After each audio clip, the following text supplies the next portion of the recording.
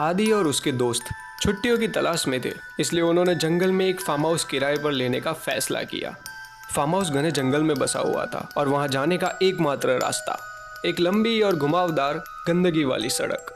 जब वो पहुंचे तो फार्म हाउस की खूबसूरती देखकर दंग रह गए।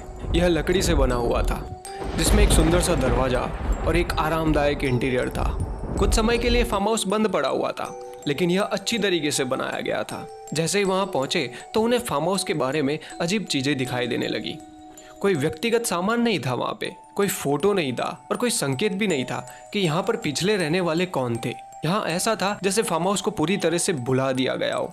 उस रात जब सभी दोस्त फार्म हाउस के अंदर एक जगह पर बॉनफायर के पास बैठे हुए थे, उन्होंने बाहर जंगल से एक अजीब सी आवाज सुनी।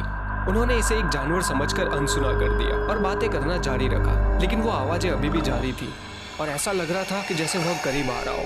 अचानक दरवाजे पर एक परछाई दिखाई दी। यह एक आदमी था, जंगली आंखों वाला और गंदगी से ढका हुआ। उसे देखकर ऐसा लग रहा था जैसे वो वर्षों से जंगल में रहा हो। यहाँ से चले जाओ, वह चिल्लाया। यह फार्म हाउस शापित है। आदि के सिवाय उसके सारे दोस्त डर गए, लेकिन आदि ने उस आदमी को समझाने की कोशिश की। तुमने कहा और मैंने मान लिया। एक तो बड़ी मुश्किल से ब्रोकर ने यह जगह कम पैसे में दी है। चले जाओ यहाँ से और भटकना मत यहाँ पे। अब जब तक हम यहाँ पे हैं तब तक आना ही मत।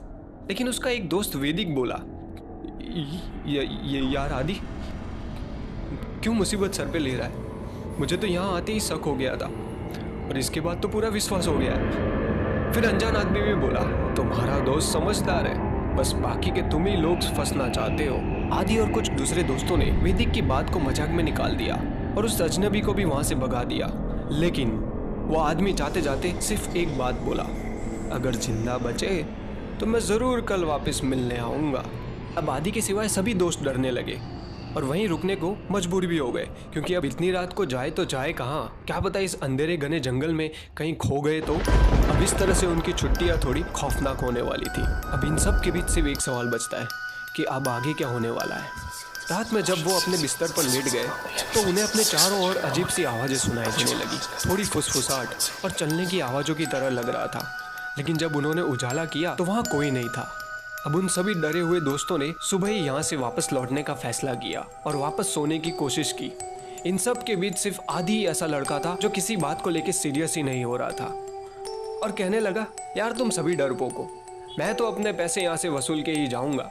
कुछ डरावने हादसों के बाद वैदिक के साथ अब दूसरे दोस्त भी हो गए सिवाय आदि के, और आदि को समझाने लगे, आदि ऐसा भी पैसे से क्या प्यार कि अपने दोस्तों की जान खतरे में डालने पे तुला हुआ है। अब आदि अपना थोड़ा मजाक के मूड में था और थोड़ी सी बातों के बीच आदि एक गलत बात बोल पड़ा। अब देखो, बात ऐसी ही है तो तुम्हारी मौत ही सही, लेकिन यहाँ पे लगे हुए पैसे तो मुझे प्यारे हैं। इसी तरह की नोकझोंक के बाद सिवाय आदि के अब सभी खौफ में जी रहे थे और वापस सोने की कोशिश करने लगे। सुबह हुई, आदि उठा, लेकिन आदि ने क्या देखा? आदि अकेला सोया हुआ है। उनका पूरा सामान वहां से गायब है। फार्म हाउस की सारी चीजें गायब है। पूरा घर एक खंडर में बदल चुका है। अरे यहाँ तक सिवाय आदि के उसके सारे दोस्त भी गायब है। अब आदि पूरा घबराया हुआ है। उसे समझ नहीं आ रहा था आखिर ये सब हो क्या रहा है। उसने अपने दोस्तों को ढूंढने की कोशिश की, लेकिन एक भी दोस्त नहीं मिला उसे। आदि जंगल में अकेला भटकता रहा अपने दोस्तों की तलाश में। और कुछ समय ऐसे ही बीतने के बाद आदि को उस अनजान आदमी की बातें याद आने लगी कि अब ये फार्म हाउस सच में शापित है। यह साबित हो गया है। आदि भटकता हुआ वापस फार्म हाउस के पास आकर रुका और अचानक उसकी नज़र फार्म हाउस की दीवार पर पड़ी, जहाँ कुछ ऐसा लिखा हुआ था कि जिसे देखकर आदि शॉक हो गया। दीवार पर लिखा था कि घर में आकर घर में पड़े हुए पैसे ले लो और अकेले लौट जाओ यहाँ से। यह तुरंत पढ़ने के बाद ही आदि को अपने सभी दोस्तों के चीखने की जोर जोर से आवाजें आने लगी। आदि अपने कान बंद कर रहा था, लेकिन यह आवाजें रुकने का नाम नहीं ले रही थी। साथ ही आदि का दिमाग भी अब काम नहीं कर रहा था कि अब वो एक भी बात समझ क्यों नहीं पा रहा है। अब 3 साल बाद आदि अपनी ऑफिस की डेस्क पर बैठा हुआ है। उसे वो दिन आज भी याद आता है और पछतावे में जीता है कि मैं वहां से अकेला ही क्यों आया। ऐसे तो आदि ने और पुलिस ने बहुत छानबीन की, लेकिन उसका एक भी दोस्त आज तक मिल नहीं पाया। उसके दोस्तों के माँ बाप भी आदि को गुनहगार मानते हैं, पर आदि ही जानता है कि वो खौफनाक दिन कैसे थे और अचानक उस दिन क्या से क्या हो गया।